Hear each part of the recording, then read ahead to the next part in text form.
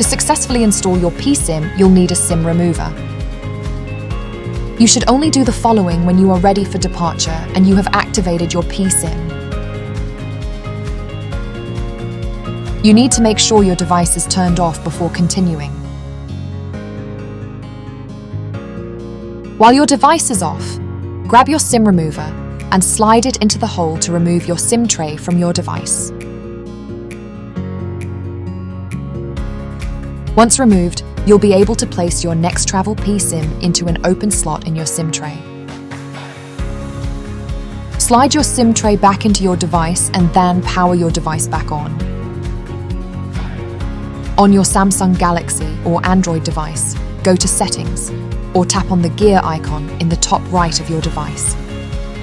While on the Settings page, tap on Connections and tap on Mobile Networks. If data roaming is not yet on, then turn it on now. Then tap on Access Point Names, or APN, and tap on Add in the top right. We recommend changing the name to Next, and the APN must be set to next.movedata.mobi. Then once finished, tap on the 3 dots in the top right and tap on Save.